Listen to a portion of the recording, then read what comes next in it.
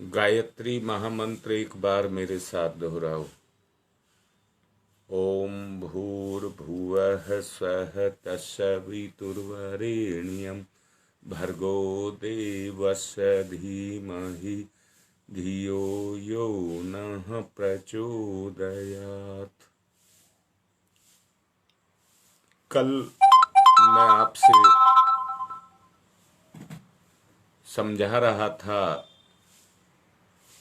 Mobile और transmitter का उदाहरण देकर के किस तरह से ये नेटवर्क काम करता है। आज मैं एक बात आपको समझाना चाहूंगा। ये जितने भी विज्ञान के साधन इलेक्ट्रॉनिक्स मीडिया के या जो भी आज आपको दिखाई दे रहे हैं, इन सब का निर्माण मानवीय मस्तिष्क ने किया है। अर्थात ये कहां से निकले हैं? मानवीय मस्तिष्क से निकले हैं और उसने निराकार से साकार रूप धारण कर लिया। अर्थात जो मानव की क्षमताएं थी, उस मानव ने उन क्षमताओं को एक आकार दे लिया और आकार दे करके वो आकार के अंदर काम करने लगी, यानी कि साकार हो गई। अब मैं ये कह रहा हूं, जिसने अपनी सामर्थ्य को लगाया, उसने अपनी सामर्थ्य के द्वारा इनको आकार तो दे दिया, और जो उनका प्रयोग कर रहे हैं, उनकी जो सामर्थ्य थी वो खत्म हो गई। इस मोबाइल से मेरी बुद्धि, मेरी टेक्नोलॉजी काम नहीं कर रही है।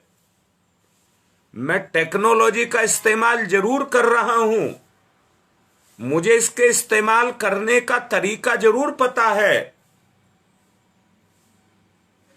परंतु ये है क्या, कहां से आई, इसका मुझको ज्ञान नहीं है। मैं कल एक बात कह रहा था, बहुत सारी मोबाइल कंपनियां हैं जिन्होंने अपने अपने नेटवर्क बिछा करके रखे हैं, परंतु नेटवर्क उनके घर में पैदा नहीं हुआ है। एक ट्रांसमीटर है, एक सैटेलाइट है जो चंद्रमा पर गया हुआ है, वो भारत सरकार ने भेजा है। भारत सरकार ने उनको कनेक्टिविटी दी है, उन्होंने अपनी कनेक्टिविटी को डिस्ट्रीब्यूट किया है। यानी कि भारत सरकार का जो नेटवर्क था, उसने उसको कंपनियों को दे दिया और कंपनियों ने अपना जाल बिछा दिया देश में, परंतु वो ट्रांसमीटर एक ही है। परमात्मा एक है, हम सब अनेक हैं, परंतु हम सब के अंदर एक परमात्मा समाया हुआ है। एक परमात्मा समाया हुआ है। आत्मिक या भौतिक जितने भी गुण हैं, सब उसी से हैं, सब उसी से हैं। मैंने एक बात कही थी, जैसे एक लड़का और लड़की आपस में शादी करके एक दूसरे से गुथ बंध जाते हैं, वैसे ही एक रिश्ता गुरु के साथ जुड़ता है। देखिए, हाथ जोड़ करके कह रहा हूं, बड़े मन से, क्योंकि अभी अनुष्ठान की एक दिन बाकी बचा है, पूर्णाहुति होने जा रही है। कौन सा परिवर्तन हम में आया कि जिसको हम पूर्णता कह दें? जिसको हम पूर्णता कह दें, वो कौन सा परिवर्तन हम में आया? अगर अनुष्ठान से पहले जो थे वो के वो ही हम रहे, तो अनुष्ठान का फायदा क्या हुआ? अब मैं कहना चाहता हूं, अगर उस अनुष्ठान का फायदा हम निकालना चाहते हैं, मैं एक बात आप लोगों से पूछ रहा हूं, अपने लड़के और लड़की की शादी करना क्या गलत काम है? सच को देखो, रिश्ते की एक स्थिरता निकल करके आती है, रिश्ते में एक स्थिरता निकल करके आती है। लड़का और लड़की, देखिए मैं उसको लंबा चौड़ा नहीं बोलूंगा, परंतु लड़का और लड़की एक जगह पर जाकर के स्थिर हो जाते हैं, एक दूसरे की देखभाल करते हैं, एक दूसरे की सेवा करते हैं, पति पत्नी के धर्म को निभाते हैं, एक दूसरे से सुखी होता है, एक दूसरे पर निर्भर भी रहता है, जहां मिलजुल करके अपने जीवन को जीते हैं। अब मैं अगली बात, गुरु से मैंने कहा, शादी वाली बात जो मैंने कहा उसको अभी नहीं कहूंगा क्योंकि आपको अटपटी लगेगी, पर पहले मैं एक बात पूछना चाहता हूं। परमात्मा ने अनेक शक्ति के स्रोत आपके अंदर लगा करके रखे हैं, परंतु जैसे मैंने अभी कहा, एक सैटेलाइट से सारा चल रहा है। अब मैं भी आपसे ये कह रहा हूं, उस सैटेलाइट का जो सेंटर हमारे अंदर है वो हमारा हृदय है, वो हमारा हृदय है, जहां पर चेतना काम करती है, या जिसको हम चैतन्य कहते हैं। सच को देखो, अगर हमारे अंदर चैतन्यता कहीं पर है तो वो हमारे हृदय में है। अब सच्चाई को देखना, अगर हमारा हृदय ठीक से कार्य कर रहा है तो जितने भी सिस्टम इनके अंदर लगे हैं वो सब ठीक काम करेंगे। मैं फिर से कह रहा हूं, अगर इस मोबाइल का स्विच ऑफ कर दें तो चेतना का संबंध कट जाएगा, और कट जाने के कारण ये बंद हो जाएगा। जितने ऑटोमेटिक सिस्टम होते हैं उन सिस्टमों में भी सिस्टम लगे होते हैं।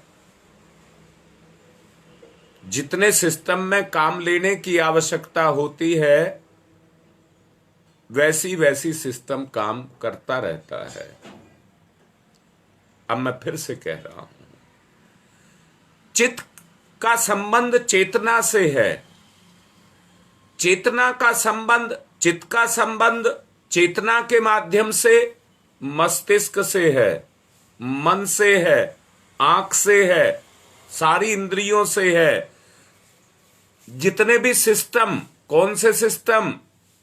श्वासन तंत्र, पाचन तंत्र, दृष्टि तंत्र, मन का विचार तंत्र, ये जितने भी सिस्टम अंदर, कहीं पर हमारी पित्त की थैली है तो कहीं पर हमारे ग्लैंड्स लगे हुए हैं, कहीं पर हमारा कहिए वो लीवर काम कर रहा है, कहीं पर कोई काम कर रहा है, ये सिस्टम काम कर रहे हैं। अगर इनमें गड़बड़ी पैदा होती है तो किसी अड़चन से ही तो पैदा होती है। इनके बीच में अड़चन पैदा होती है तो अड़चन से गड़बड़ी पैदा हो जाती है। अब मैं ही आपसे पूछ रहा हूं, क्या आपकी बुद्धि ठीक काम कर रही है? सच्चाई पर, ईमानदारी पर, दुनिया को मत देखना, अपने आपे को देखना। क्या बुद्धि तुम्हारी ठीक से काम कर रही है? क्या मन तुम्हारा ठीक से काम कर रहा है? क्या इंद्रियां तुम्हारी ठीक से काम कर रही हैं? ये तो मोटी मोटी बात मैं आपसे कह रहा हूं। अगर नहीं कर रही हैं तो कैसे किया जाए, क्या किया जाए? मैं ये पूछ रहा हूं कि जब ये ठीक से काम नहीं कर रही हैं तो इनको ठीक करने की आवश्यकता है या नहीं है?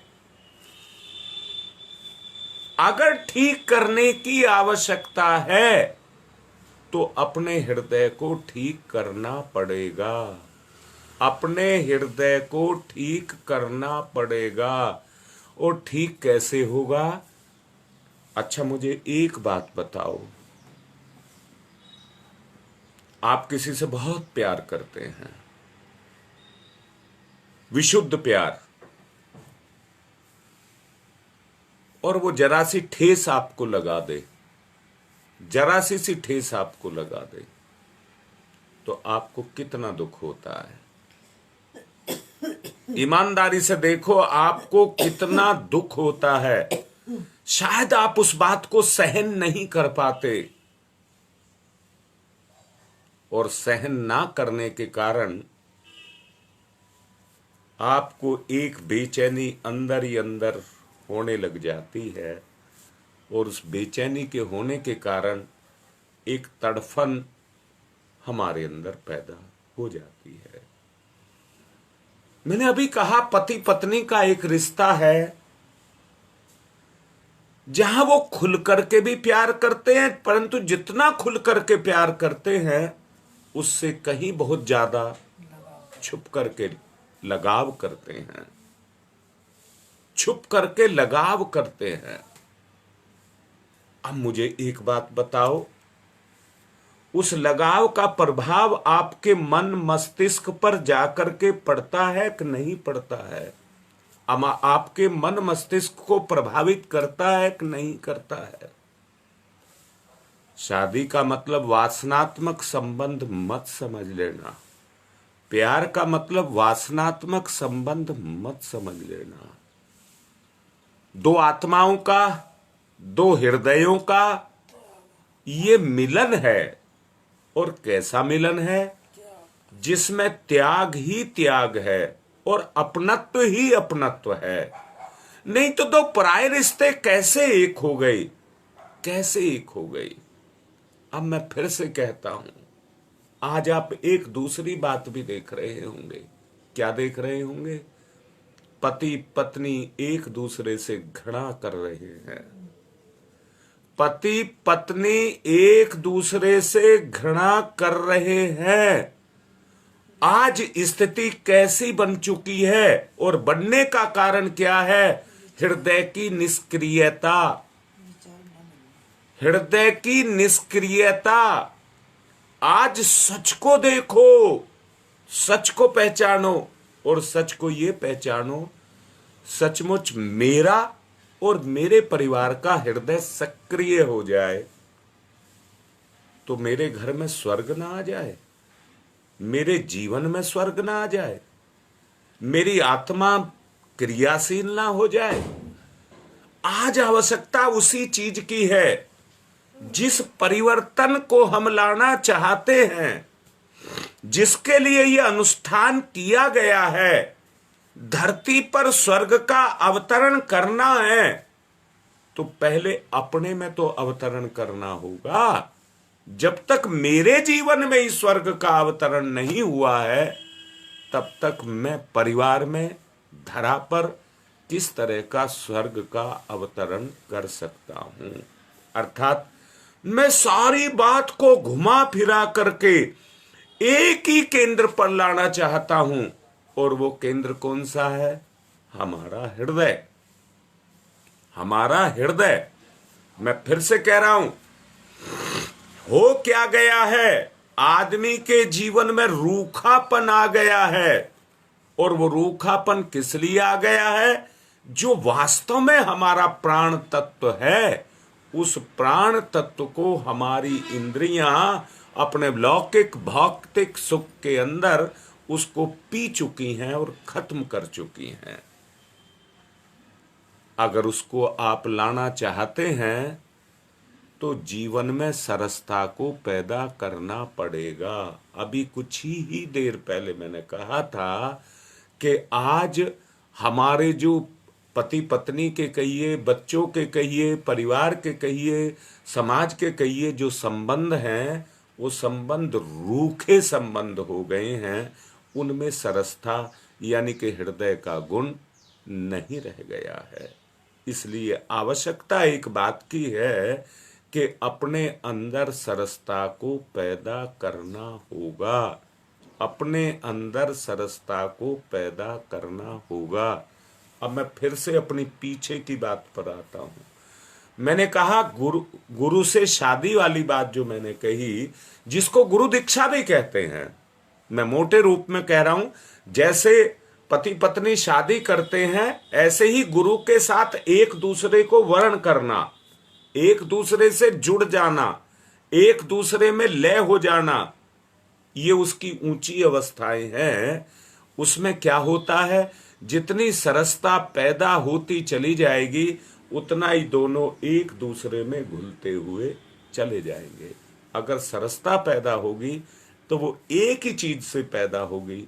सच बताओ, अगर आपका कोई दुश्मन हो और उस पर कोई दुख आ जाए और उस दुख में आप उसकी सहायता कर दें, तो वो सारी दुश्मनी को भूल करके आपके साथ मित्रता करने लग जाएगा, मित्रता करने लग जाएगा।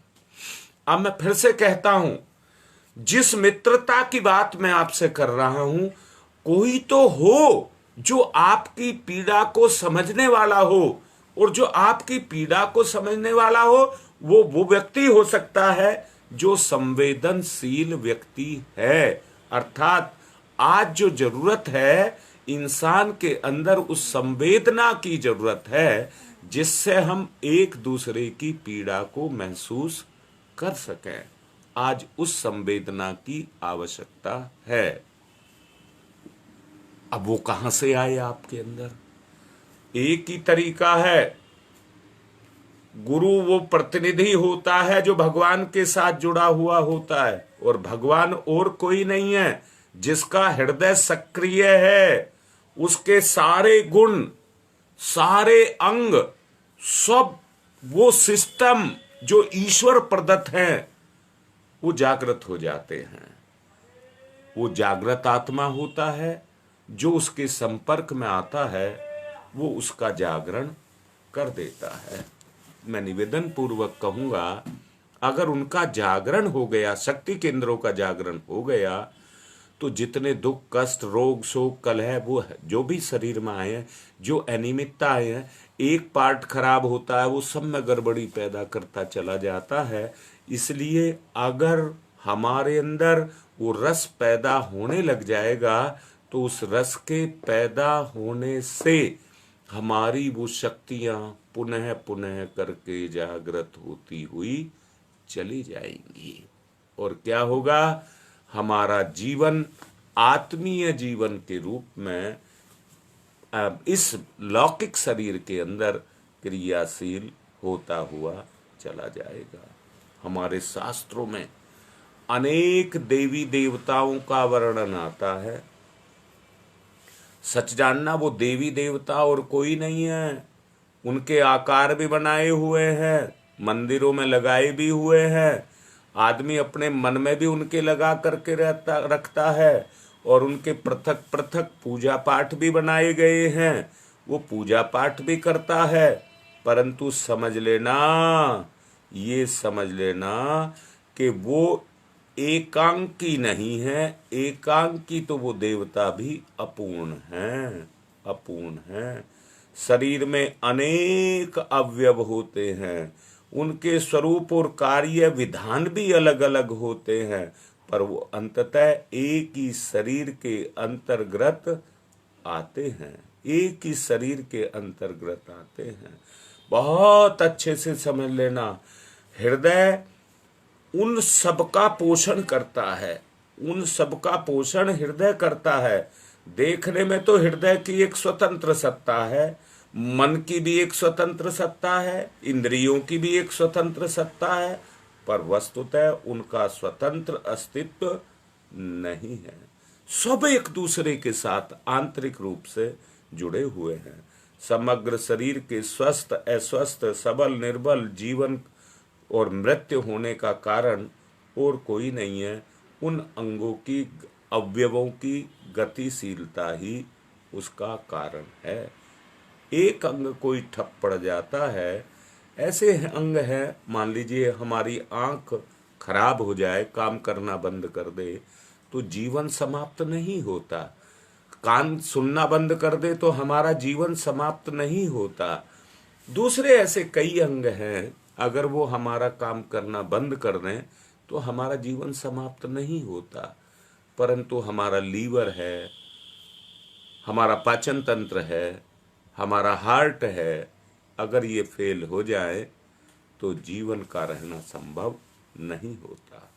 पर ब्रह्म की एक शक्ति है, एक एक देवता को नाम से संबोधित करते हुए जिस प्रकार जिह्वा में वाणी होती है, नेत्रों में दृष्टि होती है और मस्तिष्क में बुद्धि होती है, भुजाओं में बल होता है, पैरों में गति होती है, उसी प्रकार परब्रह्म की अगणित शक्तियां पृथक पृथक हैं और पृथक पृथक होने से वो अपने काम को करती रहती हैं। उन्हें सशक्त बनाने के लिए पृथक पृथक अंगों की तेल मालिश करनी पड़ती है, उनकी पृथक पृथक क्रियाओं को समझा जाना पड़ता है। पर वास्तविकता को समझने वाले शरीर की मूल जीवनी शक्ति, पाचन तंत्र की क्रिया को, रक्त शुद्धता को ध्यान में केंद्रित करके अगर सींचने लगते हैं तो उनकी जो अंदर की शक्तियां हैं वो बढ़ती चली जाती हैं। मैं दोबारा से फिर से कहूँगा, आप से शरीर की तेल मालिश करते हैं, परंतु अंदर का पाचन तंत्र अगर आपका ठीक नहीं है तो ऐसा समझना जैसे पत्तों को सींचने से पेड़ हरा नहीं होता। पत्तों को सींचने से पेड़ हरा नहीं होता।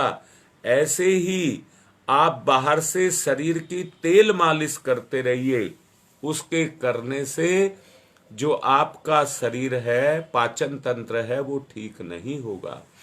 अब मैं फिर से आपसे कह रहा हूं, अगर वो चेतन तत्व है, अगर आपके, मैं फिर से पूछ रहा हूं, आपको भोजन की आवश्यकता है या भोजन में रस की आवश्यकता है? आपका पाचन तंत्र ठीक जो रहेगा वो छिक करके खाना खा लीजिए, उससे ठीक रहेगा, या उसमें पौष्टिक तत्व रहें उससे ठीक रहेगा? मैं भी आप समझा रहा हूं, पोषक तत्व अगर उसमें होंगे तो वो उतना ही अच्छा होगा, उतना ही अच्छा होगा। अब मैं ये कह रहा हूं, अगर पोषक तत्व पाचन तंत्र को मिल रहे हैं तो आपको बाह्य अंगों की तेल मालिश करने की आवश्यकता नहीं है। अगर आप कर रहे हैं तो अंदर से भी उसको पोषण दे रहे हैं और बाहर से भी पोषण दे रहे हैं, तो वो सब तरह से मजबूत रहेगी। मैं फिर से एक बार बोल रहा हूं, अगर आपके पास कोई गुण है और आप उसको क्रियाशील नहीं करते, दोबारा से बोल रहा हूं, एक आदमी है, उसके पास ज्ञान है और ज्ञान के आधार पर वो केवल बात बनाता है, परंतु उसके आचरण में वो ज्ञान नहीं है, तो वो ज्ञान प्रभावशाली नहीं होगा, क्योंकि उसमें क्रियाशीलता नहीं है। वो क्रियाशीलता नहीं है, केवल उसमें जीभ से बात बनाने की प्रक्रिया है। जीभ से तो वो ज्ञान निकलता है, परंतु आचरण से नहीं निकलता।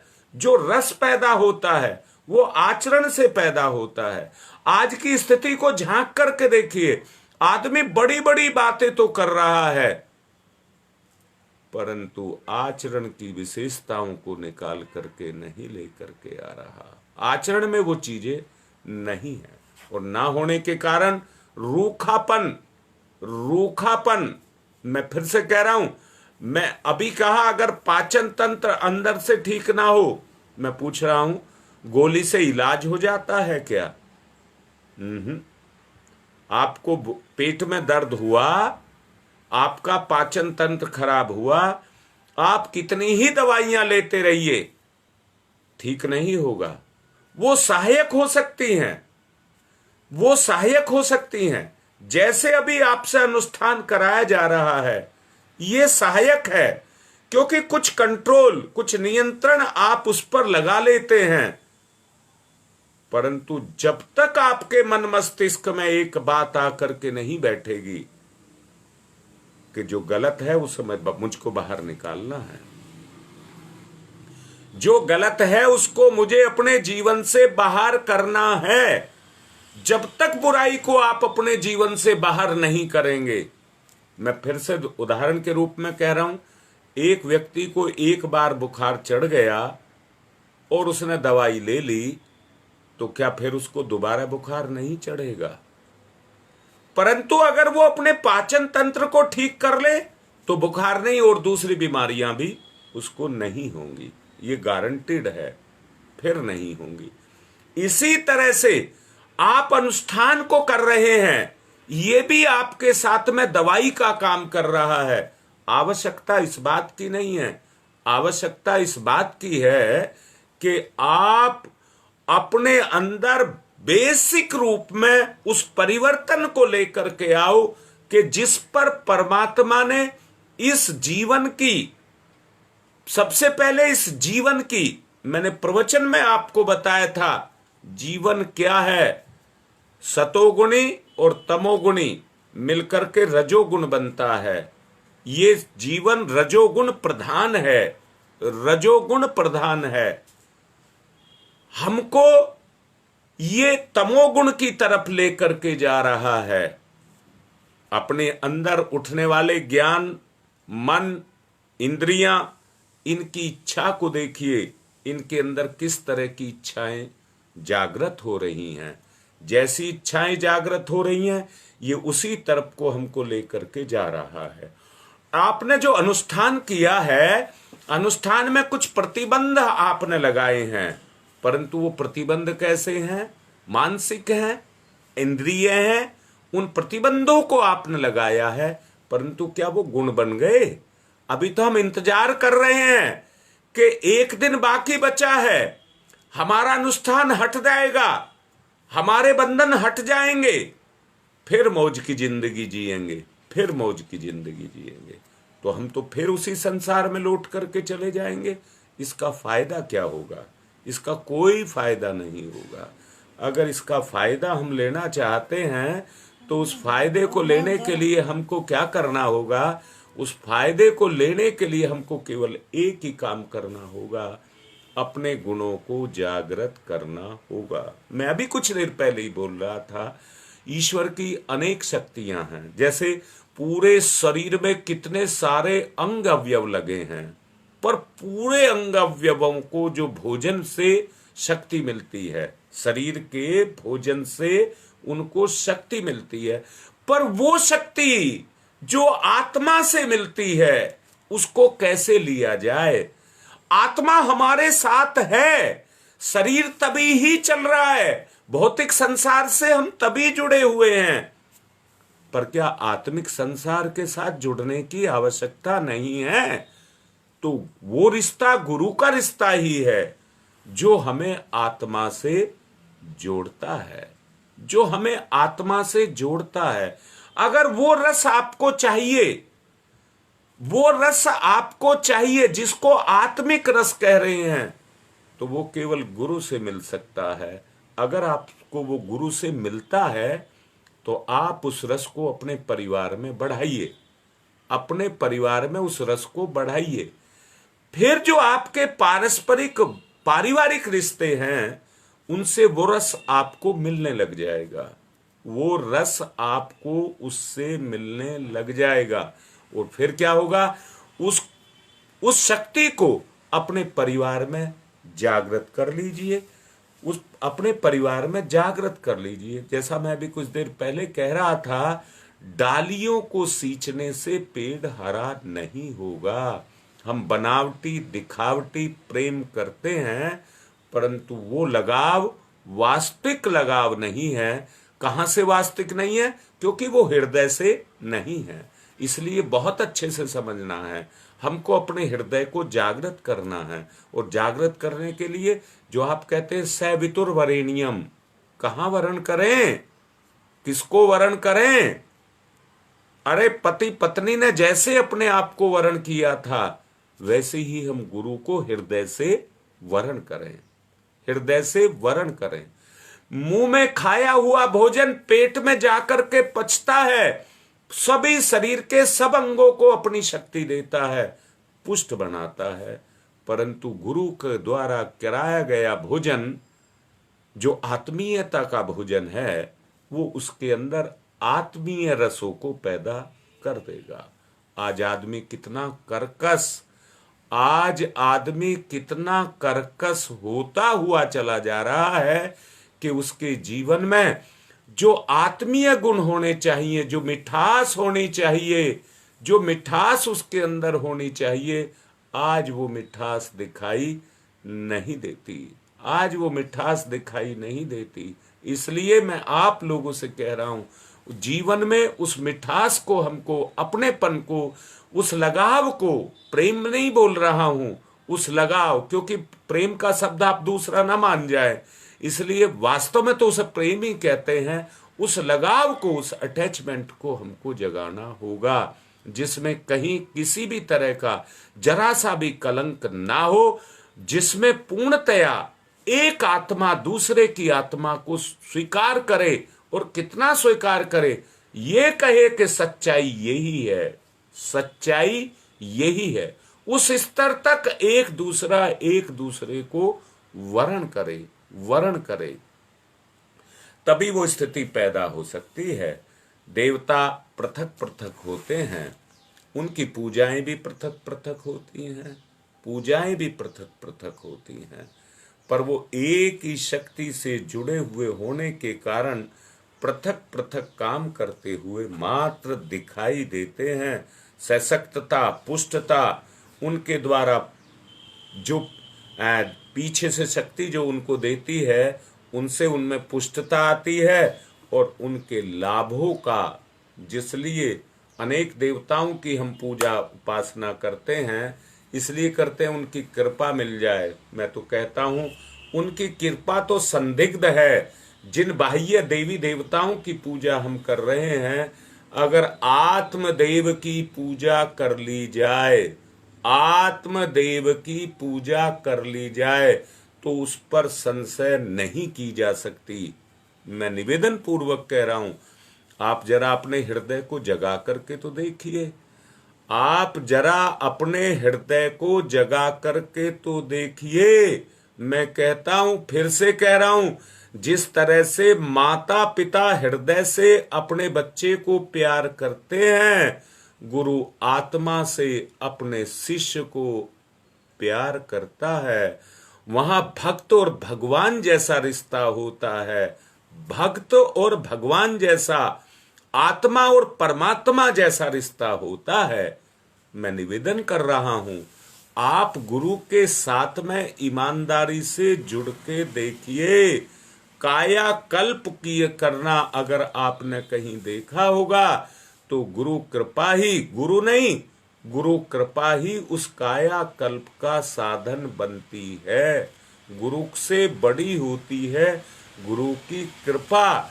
और सच को जानना, जिसको गुरु की कृपा मिल जाती है, उसका दुनिया में कोई कुछ नहीं बिगाड़ सकता। गुरु कृपा इतनी बड़ी शक्ति है कि उसके अंदर के जितने भी सिस्टम, देवी देवता जिनको कहा है, उन सबको क्रियाशील कर देती है। किसके कारण? भाई जान लेना, गायत्री ही ब्रह्म तत्व है, गायत्री ही वो मूल तत्व है। मैं फिर से कह रहा हूं, पिछले दिनों ऑडियो में भी और लाइव में भी, दोनों में मैं आपको अलग अलग पृथक पृथक समझाता रहा हूं, और आज भी कह रहा हूं, ईश्वर ने हर, देखिए ना, सुअर है, गंदगी खाता है, परंतु उसमें भगवान ने सिस्टम ही वैसा लगाया हुआ है जो उसके लिए हानिकारक नहीं है, जो उसको हानि नहीं देता, बल्कि जितनी गंदगी खाता है वो उसको पौष्टिक आहार है, उसको पुष्टता देता है। मैं भी कह रहा हूं, ईश्वर ने इसी तरह के सिस्टम हमारे अंदर लगा करके रखे हैं, और मैंने कहा है वो ब्रह्म तत्व ही मूलभूत तत्व है, मूलभूत तत्व है। जितना वो तत्व हमारे अंदर के अंग अगर क्रियाशील होंगे, मैं कहूंगा बीज के अंदर वो सारी विशेषताएं हैं जो उसके विकास की हैं, परंतु धरती नहीं मिलेगी और जमीन अपना पोषण उस बीज को नहीं देगी, तो वो इस लायक कैसे बनेगा कि वो धरती के रस को सोख सके। ऐसे ही जैसे बीज धरती में जाकर के अपने आप को विकसित करता है, ऐसे ही जीव गुरु कृपा में जाकर के अपने उन शक्ति स्रोतों को जो उसके अंदर छुपे हुए निष्क्रिय होकर के बैठे हुए हैं, नहीं पता होने के कारण या हमको उनका अनुभव नहीं होने के कारण हम उसकी महत्ता और विशेषता को नहीं समझ पाते हैं। इसलिए मैं आपसे एक बात कह रहा हूं, अगर उस तत्व को आपने विकसित कर लिया और विकसित करके उसको क्रियाशील कर लिया, तो वो एक बार क्रियाशील हो गया तो जैसे इंद्रियां क्रियाशील हुई तो इनकी भूख हमारे अंदर जगी और इन्होंने आज हमारी ये स्थिति पैदा कर दी। लौकिक संसार के साथ जुड़ करके इन्होंने हमारी ये स्थिति पैदा कर दी कि इनकी एक भूख हमारे अंदर लगी हुई है और आज आदमी का जीवन में इतनी बड़ी अतृप्ति पैदा हो गई है कि इसकी पूर्ति के लिए वो तड़फ रहा है और इसकी पूर्ति ही करता हुआ चला जा रहा है। मैं आत्मिक निवेदन आपसे कर रहा हूं, आत्मिक निवेदन कर रहा हूं, अगर आपने अपना पोषण पाना चाहते हो, जो देवी देवता हैं, मैं फिर से कह रहा हूं, अगर गायत्री जो महातत्व है, जो ब्रह्म तत्व है, जो मूल तत्व है, अगर आपके अंदर वो तत्व आ गया तो आपके सारे देवी देवता जग जाएंगे, सारे देवी देवता आपके अंदर से जग जाएंगे। अगर आप ऐसा कर सकें, गुरु कृपा को प्राप्त कर सकें, तो मैं बड़े ही दावे से कहता हूं, एक साथ दन दना करके आपका जीवन आगे बढ़ने लग जाएगा। वरना दर दर भटकने से जो व्यक्ति को त्रास मिलते हैं, जो दुख मिलते हैं, उनको आप भी लेते रहेंगे। एक ही स्थान पर प्राप्त कर लेने का उनका एक उपाय ईश्वर ने दिया है। मैंने अभी तक आपको बताता रहा, ट्रांसमीटर की बात करता रहा, आप हृदय की बात मैंने आपसे की है, वो सब एक ही जगह पर रखा हुआ है। जिस तरह से एक ही शक्ति के केंद्र से सारे अंग अवयवों को पोषण मिलता है, हृदय में अगर वो गुण पैदा हो गया तो आपके जितने भी प्रमुख स्थान हैं, अंग अवयव हैं, वो सब उस रस को पा करके बीज की तरह से क्रियाशील हो जाएंगे। मैं यहाँ कहूँगा, अन्य देवताओं की पूजा पाठ करने से आपको लाभ होगा या नहीं होगा, इसके ये तो संदिग्ध है। परंतु मैं एक बात कह रहा हूँ, अगर आपने उस मूल तत्व गायत्री तत्व को आपने ले लिया तो निश्चित बात है कि आपको लाभ होता हुआ चला जाएगा। देव शक्तियां उसकी शाखा उपशाखा मात्र हैं। वे शक्तियां भी इतनी समर्थ मूल सत्ता केंद्र से उपलब्ध होने वाली शक्ति के आधार पर योग्य बनती हैं, अपना क्रियाकलाप विधिवत जारी रखती हैं। किसी साधक की को अभिष्ट वरदान दे सकने की ताकत उसमें पैदा करती हैं। इस तथ्य को पुराणों में, शास्त्रों में इस प्रकार से वर्णन किया गया है। सब देवी देवता गायत्री की उपासना और उसकी स्तुति करते हैं और उसके महाभंडार से जो उपलब्धियां प्राप्त करते हैं, जो अनुदान उनको मिलते हैं, उन्हीं अनुदानों के आधार पर वो दुनिया के अंदर वितरित करते हैं। अपनी शक्ति को दुनिया के संचालन में अपनी शक्ति को वितरित करते हैं। मैं ये कहूँगा, गायत्री उपासना वेदों का सारभूत है, वेदों का सारभूत है। यहाँ मैं फिर से निवेदन कर रहा हूँ। क्या निवेदन कर रहा हूँ? वेद अभी तो पुस्तकों के रूप में हैं, पर उसके ज्ञान की एक धारा भी आपके अंदर पैदा हो गई तो आप साक्षात वेद बन जाएंगे। आप साक्षात वेद बन जाएंगे। और समझ लेना, आपके अनुदानों से ये पूरी सृष्टि उन अनुदान और वरदान के रूप में क्रियाशील हो जाएगी, जागृत हो जाएगी। आप माध्यम बन जाएंगे पूरी दुनिया को जागृत करने के। परब्रह्म विष्णु महेश सभी देव संध्या सहित गायत्री की साधना से ही जागृत होते हैं। ब्रह्मा विष्णु महेश और किसी से नहीं, गायत्री की। मैं फिर से कह रहा हूं, कैसे होंगे? हृदय को सक्रिय करना है, हृदय को सक्रिय करना है। अगर आपने हृदय को सक्रिय कर लिया तो फिर कुछ भी आपको करने की आवश्यकता नहीं है। मैं कह रहा हूं, गुरु सदा अपने शिष्य, माया और गुरु माता पिता सदा अपने संतान के साथ रहते हैं, सदा अपनी संतान के साथ रहते हैं। जब जरूरत पड़ती है, भीड़ आती है, तो तुरंत गुरु प्रकट हो जाता है। माता पिता को तो समाचार देना पड़ता है, पर गुरु को समाचार नहीं देना पड़ता। गुरु वही है जो जीवन के अंग संग सदा लगा रहे, उसी को गुरु कहते हैं।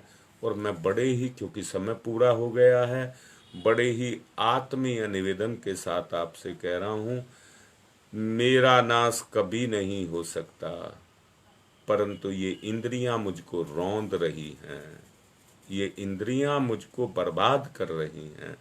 अगर गुरु आ गया तो इनका जो प्रभाव मेरे ऊपर काम कर रहा है वो बंद हो जाएगा। मैं सर्वदा स्थित रहूंगा, लेस मात्र भी संशय मेरे अंदर नहीं रह जाएगा। मेरा परम निर्मल स्वरूप निकल करके मेरे सामने आएगा। अगर वो आएगा, मंत्र का भक्ति भाव से जो जप कर रहे हैं, मंत्र साक्षात मेरा ही स्वरूप है। गायत्री मंत्र के जप करने से मैं सदा वो शक्ति की बात कह रहा हूँ, गायत्री शक्ति की बात कह रहा हूँ, मैं सदा उस साधक के साथ रहती हूँ जो मेरा नाम जप करता है। इसी से गायत्री मंत्र के जप का परम मंगल लाभ जीव को मिलता है। हे साधको, ब्रह्म के देह में प्रवेश करने के स्थिर रहो, उसको अपने अंदर प्रवेश कराओ। जब ईश्वर ज्ञान और क्रियामयी सृष्टि का आरंभ नहीं करते, तब तक आप लोग इनके ही देह में निवास, इस ही देह में निवास करते हो। ये समय समस्त देवगणों को वेद जननी माता गायत्री ने इस परम प्रकार के सांत्वना देते हुए आदेश दिया है, हे देवो, आओ मुझ में समाहित हो जाओ। मैं तुम्हारे देव गुण के अंदर समाहित होकर के और तुम्हें अपना दिव्य अनुदान वरदान दूंगी, जिससे आप जीवन में आगे बढ़ते हुए चले जाएंगे। आज की बात को मैं पूर्ण कर रहा हूं, यही कहते हुए कि अपने हृदय को आप जागृत करें, अपनी मूल सत्ता को आप जागृत करें। उस यज्ञ जो अभी विशेष कराया गया है, वो इसी निमित्त कराया गया है कि वो प्रभाव, वो आवरण उस पे से उतर जाएं। अब आवश्यकता इस बात की है कि अपने आप को उसमें खपा दीजिए, क्योंकि अब समय नहीं बचा है। आज का और कल का समय आपके साथ है। अपने हृदय को जगाने का प्रयास करिए। और मैंने कहा है, गुरु से शादी, गुरु से शादी, शादी मतलब एक दूसरे से वर्ण कर लेना। जिस तरह से पत्नी अपने पति में खो जाती है, भक्त बच्चा माँ में जाकर के खो जाता है, भक्त भगवान में जाकर के खो जाता है। उस आदर्श की आप परिकल्पना करिए, इतने ऊंचे स्तर की कल्पना करिए और गुरु और भक्त का, गायत्री और जो लौकिक शक्ति देवता हैं, उनका मिलन कर दीजिए, हमारा उद्धार हो जाएगा। इसी के साथ आज की बात को संपन्न करता हूँ। ओम शांति ही शांति ही शांति।